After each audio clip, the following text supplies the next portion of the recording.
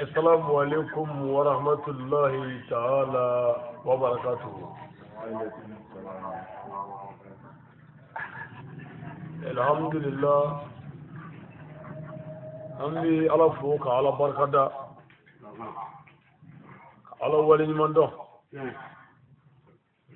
كغلا كيشين إنما يني على فه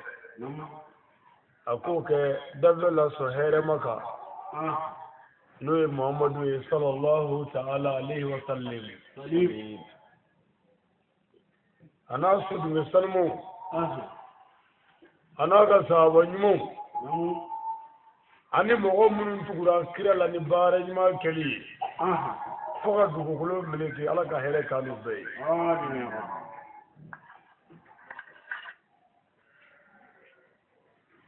نبوري الحمد لله أني سجلي بيا سبو نانيا يرسرو على نيكرو كاسرو أنتي على بلوكنو أمي بارلا علي أنغانغا نسجا على ياندا تشيدو أمي على دي نيكرو mais ni sagira ala taga kono ibado ko ko do be mais yani ka sagi ala taga kono tuma minani ala yi da kibla nyako ni ire ye ala bato cin fraka ka fro ala ma imina tagala ikan ala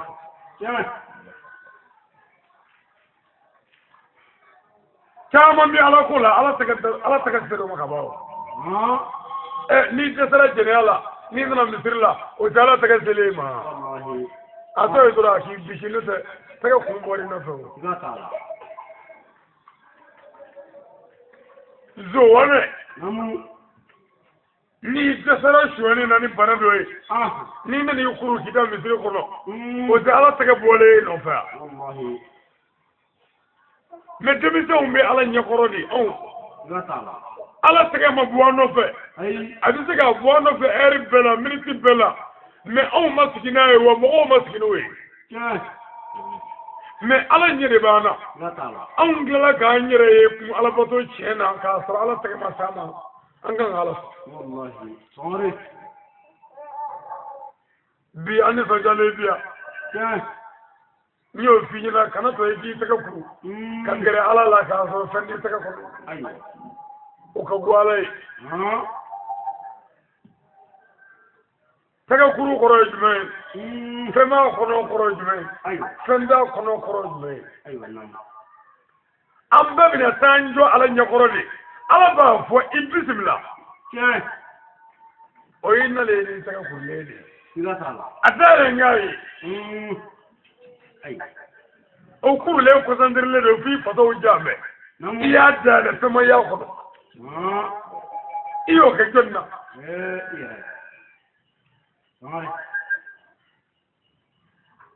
atuma ayatu anga ndaga ku fedo de la anga zu ko shinoi ni ala ku itaka dale ndaga fle ay wa fara fale kile kono ibi segoni o segoni to be kile kono ni to ko wala inyela le ala ni ni ngada ay segoni ba kemeni ba mugani nani su kele ne kele ko rabi be oba ala ba nyini ngala harani o kemunda me ala o nyanga segoni ukla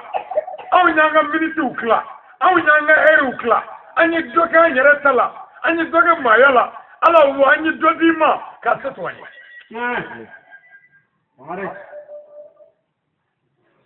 bi wala da be minga yananga nyungu ichimisiri la fanga ndetu yananga nyungu ichisigila la asiseli kafiri do kafiri te yananga barita anga bara yola selwati masi yananga ta sallaga wasa sugula ka jikula fufa fusi yananga nyega unyo ko islam ya nyega yananga selita tusa yananga koloshu sa ko seli seli era wajibi era jonni ngafu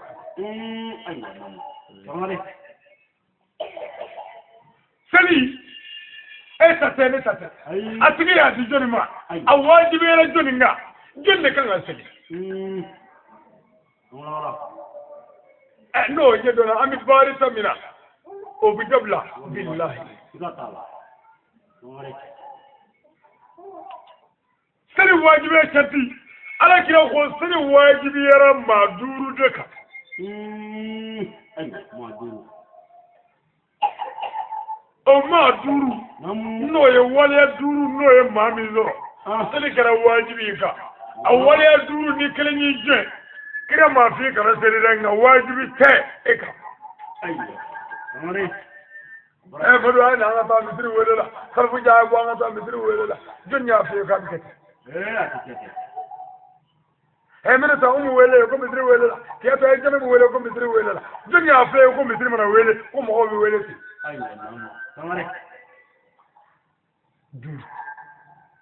seli wajibi ika sharati duru bala ala kira koti angara mo yala ay mamudu wele ko ngata misrila ay sharati duru dafa me wala wa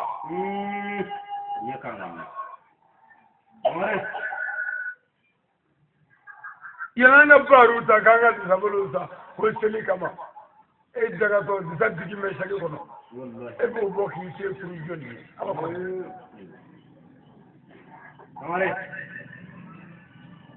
yana na ta forge o sa ko sellon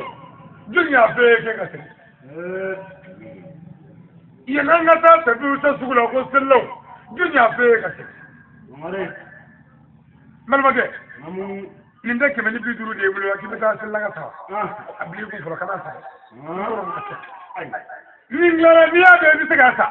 niya do siri wajibe sharti duru niya do bo kono otuma tasa ni to kono ega wordo tele ga wuli ga mi iga ta jare no kono o daga sallallahu alaihi billah tamam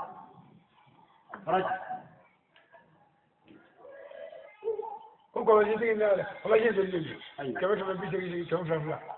ti maka kelenda kebe ko ni bana sallallahu alaihi burdi ka kana ta fala ngol aywa ni ngara ni siri farda no siri wajibe duruwe ni yo fo ni bo kono ko sinisa aya termina dara mi ga sawla ni to la wallahi iga kemedu kirila iga ke ga yin mo zuwe aka jenana de aka da mu ta jene mu ta ta ra janna sini ka bu anga tema wallahi amale ni projet na karjela projet mi warbi solala a projet mi betawa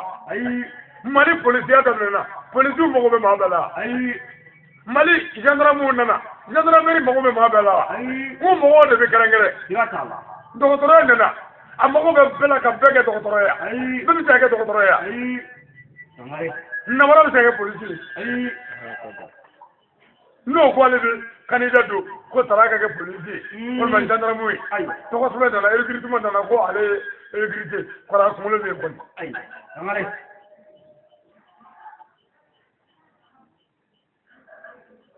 bangi bara nana kanga bangi bara gala uta kido bisi ngale bisi sebe wala ko ayem la bangi bara la mente mo de ya mete asma mbe mo goy ama fa kasiri ambe kungolo kabo ama fa ngasiri ambe tisi yangale do ama fa ngasiri ambe bilarabu kame ama fa ngasiri ambe bituwa kame ama fa ngasiri ambora arabi saudi ama fa ngasiri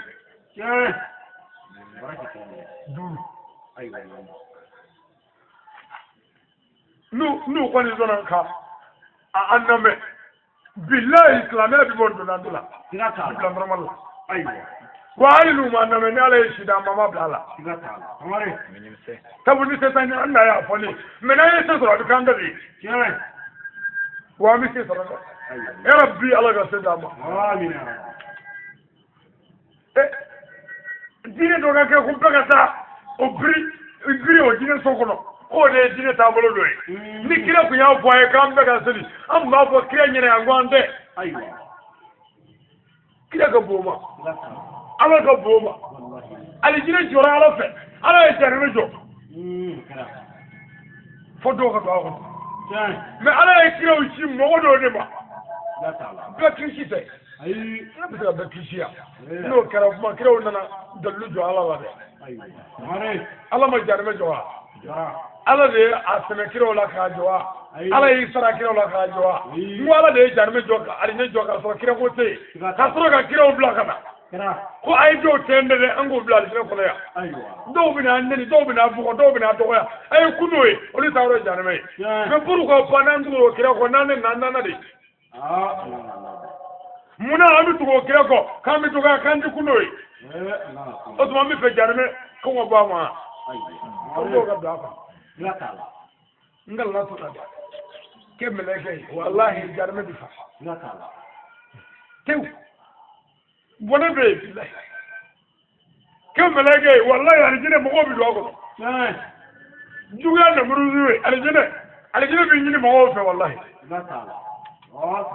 ma fi ngwala ko sallallahu ta'ala wa sallam ako tuma min ni je kena na bayari suru baya kene ya seni bolola na mara ni bingali ali galoni jamo kono karaga je pabe bilisa ni ala ye groupe men wunandi ani mami dara je je ka ala bato doli ko ga baraji ka boni seni su ma bi wolo bla ka baraji Allahu akbar alhamdulillah amin amala billahi mais seni su ma bi wolo bla o ko mo muru ndoro la bi ka ala bato cheka olu ka baraji ka boni an ga nyona bi wolo bla ka baraji ala ka ko ale ka baraji ka boli sadu buru wagati nyona biwo bla ka baraji musa wo buru meri nyona biwo bla ka baraji sabu ni wati na ala dongo ala dongo nangara ba mesi dona porodi muna blele nunu njalaya itengi iteni wali dugula iteni wi ka itengi to itabola o ka dogo de o ma ka dogo gele na subiye bi ta nyeni seni bolo bela ka million je ite ga tamo ke shuni ka ni ka kolonjini o ma ka dogo de bulo mi ro ke na mi be dum ngulina bulo mi ni asmane na kalamani na awala boleni bulo kalite ni bebe afmu mani na tumi mani kuru mani ni abashmani ni bebe bulola kagla ga jo be ko ka datema yani te ka haramu yana ka haramu ne te nu nana drogo kala nanyo saka saka ko yado dungu da mi te ka haramu doga na ta fo ko ali ko te haramu ne mo fo an wole nuye kangala anga bo min galama an yi te étudier ka yi ko te foye fo jala ko te yi bulu ni ko min na yi na nyona do sino ko ti wanya saka saka nya sura biti na nanye fawala ala dola nu ya ko do mi ko sababe tela no e sarai amma haramu ya ka barada befi ngare anti amma ka mu amma ngabur no fa ngoro ga no islamiya asma ni ala to ga bani trianga anga ala do ni wasila anga sura ala ni wasila anga ala bato ni wasila anga ala la bato ni wasila aw ne fato laloma lagalaga to wa aw da aljina wallahi fato ni lagalaga to ni lalomo ni tay aljina dongo da be perena mokna o te fato ya dai aw da aljina dongo da baga na bolo ba ka bi tire de be o te laloma ya tay aw tay aljina dongo da baga muto koro ta ka yara ka sabo mo ko ala ka tire siraka ka ta tire baraji dugula kablawla ne jon kono kono kono o te laloma ya tay aw tay aljina ya rabbi ala ka anda amin tamare kana na zuriyo kama ali sallallahu alaihi wasallam kana ni be mo ni abal ma kani ba ni wata aywa lu garbu gani bilbil kamal ni tabrani ga man ko branda ga man ko ni abet gile am fuy kala na tash hali wero do amado aw ko tada aywa wado bilbil tamare kamera mi ale kɛra tiɲɛ sokɛ dafalentigi tɛmɛntɔ ye min ka ɲi ma o ye k'i jigin a ka tɛmɛ ni n tɛmɛna ka busa donna a tɔ ka teliya n'i y'i jɔ i disi t'i ye bilen kamalen min mankan don ni ala mankan ye a ɲɛ tɛ mɛ ala a tɛ maa ta fɔ a ɲɛ b'a kaburu la dingɛ kɔnɔna a ɲɛ b'a kaburu la dingɛ kɔnɔna wallahi ni ne ye n kɔrɔta don o don ka adamadenw lajɛ bilahi o man ɲi aw ma ne min gaburu la jede asuma je muso ne yatula atagondu furu pour nga kosro mais wallahi ne yatula ni mama kuibe dafo bla ne kala kula ne ta do idalenu mi jo shele ti wallahi teriya tola balma tola dame kula mais ka ga nga do dine na ko na mne ko o mine batra ko lindo nandoe dine bi to nando u fe mais ali tan do nando amba juru shere comme créa shere ko ni ti ka ka aywa anja ma kama ko ala ka dine andi jelaje ami dine ni ala fe sabu am ko be dine ka jo nando yi mais ni dine ko wada dine na kiba ay ayordo halaki ami sunu iti yeble Allahu akbar fama tise ka dine dafu mori tise ka ke berba tise mori tise setigi tise no do bise bibango yawa ndaye ya abise ka tabla ba kira ko ni mami to mi do ala ka dine na ni mafo wala hare dabi fara ka karame do ala ngelo ko jarme sheni juru mele ko bi defle ka dine jarme ko ngero ko mi kuntu daye no ngone bi wolo blay o ko da ko o mo ne mi no ne ko mo fo e ko ne to fo ne be je ala ka dabe ni abara kamala ni mangado ngelo mangai ali sangare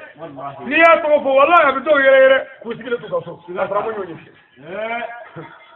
kabe na bigi yere na wallahi ali kanu jona ala kanu jona do ko ni kamala ni mi kenga na ya rabbi ala ka tende amin ya rabbi shina am ya unya quraya ngatala ngo yanga bare sa buruta ko seli mogo menu na seli ango nya fode aywa ala kira ko sallallahu ta'ala wa sallam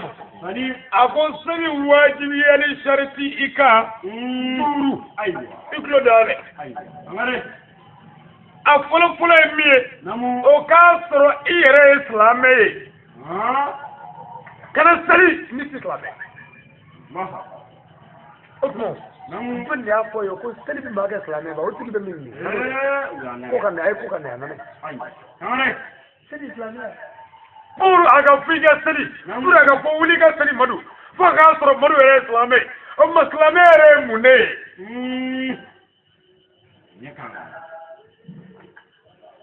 kadala ala kire moro chide ni isoro ola ijukun kata ika jedo wale abfo mo islamé me ko mawara te wala moro chide jina kala so namarato ma fala boji kholoshi to samari o islamé ay ali sada ni darala ka sole ka takirela ka sokire istikala o ko islamia atuma pour ka fo balu la ngati fa ka so mo were dai ala la ka takirela wallahi do ibita fa la ni tsala kadala ni ngomale ka koronde men ti janai e sa dole ni ko biwa mo ngone kemi obi o nganyara do wallahi ka koronye o kuma nara la do tade iski jara nai o de samay no de ni ko shara la wa shara mu rasulullah ko fo ka boli mara ima shadu fo me je jara nai ni ku jana nai ani boli bi nyawa ano tinya o kuma ni ku dara la figa jero de pour ka ni dana ala la ni maga islam e tewi si salam da kana almo kono da uri wallahi ibi kan ta farni wa ni fara iga jarme wailu wa wailu ma fo ma wara ba da fo ere o wailu lil musallin Allah fa wailu lil musallin na fara ko lil musallina o jonu we ngoy sella koy bibi sella ni islamé te ngore ko do aywa itewu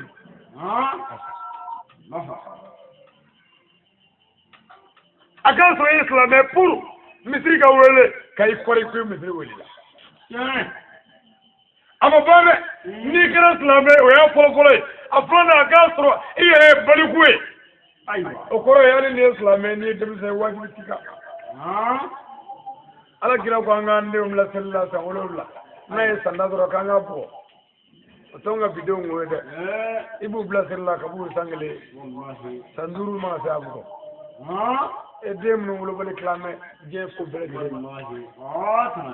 tamale de me wala be ke wala langa yeti ele nga denye le me kabi to ko bulo ko na ambama yi Allahu akbar abraki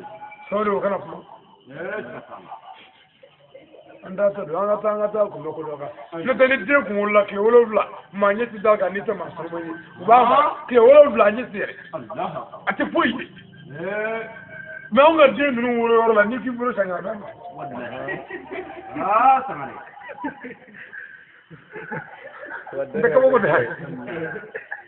ndaka mo dai ala ka mi sawo amin fatuma ola kira kle o wati kodo ani wati dote bena o kodo ani sila ngodo tikele tikele ma ayete umla sella de biu kado ko de wala mais mo do se ke islamé ka jeni islamé ka do islamé la nga bali ku temenye ka fo ni ma serida de me de o ti fi ma sangi ta bana tiens note kira modenge asanu jenu wuti ko yani dimisen mo be lu wuti ko shi ko awne baya ke kira bolo ka suranga do ngata sabu mo do na baya ke kira bolo ko do kira ko ka tangolo ko nu baya fa ni mo ko na ai me kira ya di nu mo do mani ngata sabu pour que kale ko ndije na gandi shone gandi mo ko fa ni mara ke ci ko bolo ko ni mo woro ko mi make ndi jo so ndi bolo so pour que kale la fa ka so ni shi do ara ko يوم الدين ولو بل بيجي هذا وكلام ولا والله بركة أما الدين لا مجنى كل فرق بيجي لا ولو بيكل فرنو فلون فلاني باترا كامل لا كدون نيجي في بيجي لا نمري يجي تقول فسولا يباي ماما كبار فلانغلو فلاني يتكرني أبدا ebisika koroni nye enyaka ibaflo langolo laje enyaka wala muso langolo laje kita mutaki tainye me nye flu bi ala ne bulu ngata ne logo bilaka do ko flu do wala sa wati ko weza joni o zera mo ti era me bugu yo tereke jawa teki nye tereke nye peno me ble haga bola pour ka fo wuli ka seri o ka soye islamé ko fa ka soye re balikuwe ni soye jawe ke abona tare braki ni misiri bloqué mais mi se marabalula toro marande o muso marande o bisika desoro ko ka marawa o de marabalu ti je kuma be fo misiri kono sungolo ni fona ka yele bla mogola ka ke boji misiri kono jor be mala toro marabali ni toro marabali je marabali ni misiri la o ti munge aba peke fo mo do de do ye sugone seri mo ko impul do marabali do a fa misiri la ka be morokli abraji do la ne to mendo furu ne zigi tigara torbo la mena dor ndu bana ni torado ya kama ka ijo abe kan sugone shasha misiri ko ga Allah be kan bawli ga misiri ko ga chije andulu la ko o son 15 jula nduru ne ya be kan sugone ga misiri ko ga ne wo torba agar non mo subhanallah ago mungala ngo domodo ne bidanga kirala domodo ne bi songa kire domodo ne ali bi tige jana ko tuguni ngo e ga sugone ga misiri ko ga be danga kirala ngo hali ni bembora kire do fe bi twala sabu ngo kire ko ali nana ni dine ko aw ya jaba aw kira no ko ne adame ndi nda tale ndi ga jaba ko nanga ko asero ma ko na tile no ko na bi beke ki be ko mamuru ya fo ko aw ba ka alela abale jaba ba le tiro ko dimi so nya de bani muso ne so ne ga kira ga so ga kira tale ko fe elo ka kanda ayo أكون أتيبه أكون أتكلم أكون ما والله جي ما أبي بدني جاي تبي ما كبرنا نروي أسلك فني كم تدرس أنا مني كو ما أفضل نيم أفضل دوغا فني تانغدي نيم هو كرتا كافلو أنا تكاني من دو ني ورسرو نيم ورسرو ني ورسرو دو والله ساب بني مني مسرو ناي تسي من يره دو ني كرتا فلنا ونل على ونل إتورو بتي جو كتا بقولي كي مصري كوكا إبي أما ما عايز نجني كودو ليبي كان كتا أكلا ترى نسيبنا كاسين أما جو كان أبي سيركو فجني أنا أبي سيركو أنا سيرنا كاسين أوفو ودكارين مي كنا سنوني سونا أمم لا قبلنا كنا كنا والمو ما بكي مسوكره كنا عليك عمله نايا مي ولو نايا مي أبي مني نايا مي عليه جب مي أبي مني ينادي والله ينادي كذلا ينادي مو كماني وقت جمال سنفوي كمان نازل يا كوكا داخل والله كل جب ما بولا مكان يجيلا أي نينا وولي مسير لا كوا ما هو بلد إلا مسير كمان هو على جب ما إلى هاي جب ما أيوة كابورا مكان هو نينا وبقى أنا جمال دول مسير لا أيوة هو كلا كاي كلا بيه هو كان غافم هو نينا وباي نينا وكان يما باي فهو يقعد دامي جب مالا أيوة أيوة دو كان ناندلا دو كان نامالا دو كان هو أبزرا تميرا أيوة ويمين رودو نينو كفني كباكو هي كان أنا سيرك أيوة نيني نافي كده أيوة نيجا نيني بيسامع باي شوالة لا وقاعد يا لا قاعد أبي مانجلا أبي شوالة نيه ما شوالة لا مانجلا تبي الله أي هذه كسر ماما بي شوالة ما فهمت أيوة كيف شوالة أبغى إيه وقنا فاريا نينا بيشوا شوالة طبعا تيفا جب ما كالي ني جب ما نينا جب ما كان عامين أبولو نينا جب ما نينا كان عامين أبولو تبورو كوالي نينا جب ما نينا بيبولي مونا إما فاني أبولو كوي جماعي كورو بيدا جب ما يقولي مين نينا كفوترو ماكو كان عنا بارا كوروكي يو دوان كوكا بيجسي كوكا بيجسي يعني جمعة كذا فم مثل كنا أنا ساعة دبر دا بيجسي ده ni erinyo jara ana kanya nai na maja minga minga berudo dibito ma fo ko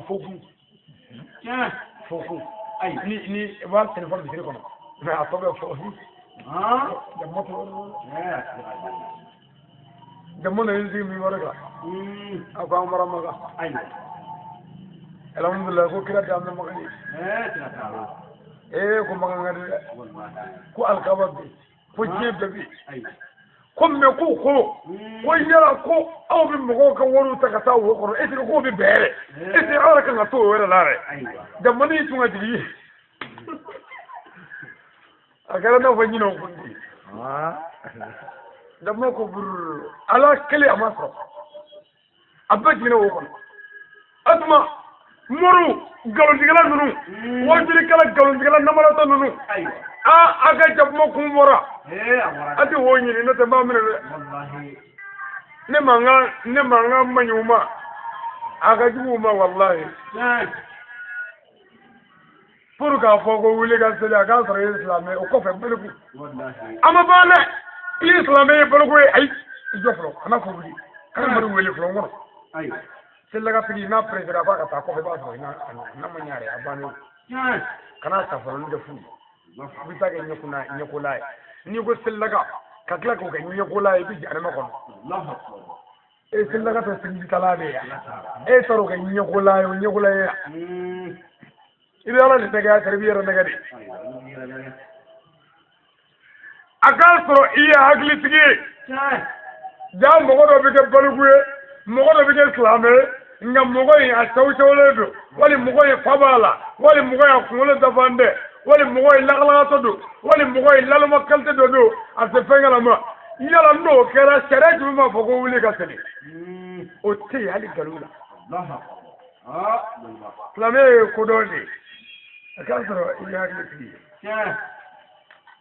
ala ka hakili dafa ndem no ndilla ka dafa mi se ko kay wartigi bado warba kun sebaye aye muso groupe ne wartigi do fana furu bugu yangani nyonye eta yibele bele save eta yiduru de jobe asaka be duru olube odamu ne fama ke wartigi abamuso de kungolo chene do faba abamuso la bamuso bituga yele eta yi save ka tegere fo ka doke kamangabo dodo ani muso dale smogola no e chena muso e muso de a che kore ko ni che ko ite fere ni bala so wuju dale woni ite ni mai o bai ni fe so wuju ago ebi zanga fere jimenga nya furage ni njomana ina ka furage njomana ina masika furage zanga fere jimenga la ago ka to tegara bola sa fe do ka tanga bi aga fa ga la ja so kuna o kele denga ni su daga sa hakli bi ta ga zegila ni mbata nga bina sarami lafiya ni o ga mi ga danga de ni ya ga mi lafiya ni ya ga mi ga danga de ala ka mi sawaba mu fajiri da choy ala ka Allah bani ke ko go ko mu to ga le yake kuma nya fa mi mo wole masa nanya sudu ananda muta ita hijuri ngone adre ya mudinda mulu folo yorona lafiya ko mogo te mogo zana tike me vangu mogo ala jaba ala mogo bi jaba sadri dugu jele tenge nana yele ita hijuru na save tanga so duru yele menyonga bamuso be tegere poni dolai denge daga de na ni bolo daga de da basalma kola ka diga biduma ka ko kare ka kaka ndoro ba awolo ba iye point va amuso kama ko ijabe musala ni balma ni jenyo dado ira ala ngata na muso na nya na bi wallahi na kana bi ta kana ka ngata kana afana ba amare mungala tuma be ni bako kan la ka kankare ay tibla mo ma ko ale ba fatula amma ko ale afa da ko fatula Allah mo ko nana we jana ja ke foka jana ja e warti ko ta bi mi bo mi jana ja kera da mun kala jana ja bane mo ko ta le ko ala ko sa ko nana ta ala bi na les gens qui n'oublient pas, qui ne pressent pas. Alors, mindina. What? Oh, non. Ming me kola. Onyo na edimne. No e fai. Na tenye fasmale. Atenye fasmale. Iba fasmale tamando ngati. Okele ay khubbe ke safa amasaka furage wari ba ku se baye amasaka furage mo mi no kara amuso daga de kwama konne che mi ta bon fani malabi mi ta kle so la fe mi se aywa ijando la re ni bi la hala dola ni muso sara ni ga bi ta kle so aboko furuko bada la ala do me ni sebo la koni we mu go bale ay jago te bay mo bina ni dendanga de nana so ka che daga de toy aywa de wolo fogo ndemuso iti yere bo che nwa ko che mi yere kumulo te esigi mo gugo wore bo bulu dendi bulo re iti yere ta aywa deni fakele ko fo deni ko baba o ta be ko ngo ne che abafa Allah ama fo ya bla la de ko ne che abade fa Allah toro ko lo daga de nde iti ti ko gu o che daga de o daga de iti ti ko gu nya ba ne iti ta wule ayo demuso turai wula nana se demuso masagi tu nana ko demuso masagi o kele sewri la ko nata la jetta ayyo ما من أي شيء يسرمنا أقل بفلا بلا لا هو قرام عنها فيفو نا ينها فيفو إنت تاني قرام عنها فيفو نا يا فوق يريف كفر باني هناك فيفو نا يلا جاب على باجابا torba mutenda le no branga fitini ona magrodini foko ni dite bi makay dagandi o kara bogo wallahi ko fe fara awulila ko nyimmi ngambala mo nyona kenya anala yele ta yidurna save kana jobo jorola ki fliga dira yere akaka akoka la kaka kare anibi jarmena سلك واجبي أكاسر إسلامي أكاسر برغوي أكاسر كمولو كي أكلتكي نيسوي سلبلا أيوة أنا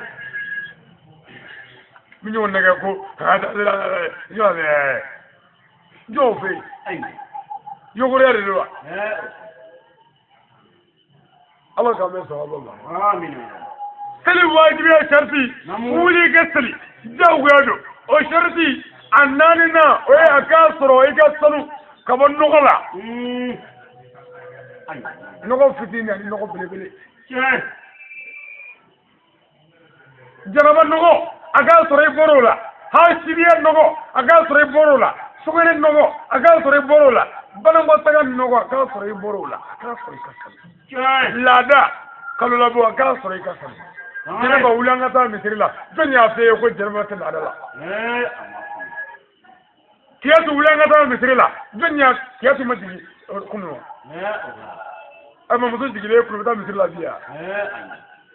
تشو ماري يقول لك يا فرات ده اغاز ريغا سنو كبو جنابا نغلا بني جولي يا جولي فرو كبو نيكو فرو سوغو هاسيديا نغو انا بنمتا نغو دي سوغن نغا كاسر كبو بلا ني بورو بلا نمو أجازر يا سليزيتا سلي واجب يا شرط اللبا أجازر سلي واجب يا رسرة أيوة سلي في مرسلة نسلي في مرسلة واجب تاعي أقول جاك ما بيسلي لا ني سلي واجب يا شرط الدروي بيكوفة نجام مامينا هاي سلي هاي ممنا أنا سريف يكون بيا كشون هاي ما دورو إندو شرط دورو أكاسر إسلامي إيه بريء إيه أغليتيه أكاسر إكاسرنا كبرنا كبلا وأكاسر سلواتي سرا نو كراسني واجبي كا الله كامل سوابا ما أبلا ما كدوا عليه سعري ملكنا يا ملولي يا إندورة نو عليه سعري أما فنجلا نوعي سلي واجب شرط دورو نيو دو ونيو براتي كسبنا على لا ووتزك ولي كفونا وفما بباي على تدون باي غاي منو ابو فوق داي لما فما نيكا دون دايو يكون دون دا bayo ko kuma fara ma ke bariya asoro lawa ndu birle bisla kan ande tuwa me bayo to qur'an lawa me muna bangaro ma limi kono tawa ibi minate wallahi abbe amare ni alaga haye we andro ya nu e sayawe ani ko bi baye nambe nyondro barza ku kaburla daga nyondro la hara jola anyi bito akara kare ala la bulu kulle ka tro fanda ko ayo أسلموا أي تقول علي نمو علي مغباغة تقولا أيوة مغباغة تقولا أيوة ما تقول كذي ميزة تقول من يده كتقول كشيء تيجي ما من تيجي تنزور تنورن دولا أيوة من تيجي تزور من تيجي سوانة تولا تقول من تيجي كلنا تولا أيوة تقول من جا اللهم ربنا آتنا في الدنيا حسنة وفي الآخرة حسنة وقنا عذاب النار وبعد والله إن الله والملائكة يصلون على النبي يا أيها الذين آمنوا صلوا عليه وسلموا صل سبحان ربك رب العزة عما يصفون والصلاة والسلام على المرسلين والحمد لله رب العالمين السلام عليكم ورحمة الله تعالى وبركاته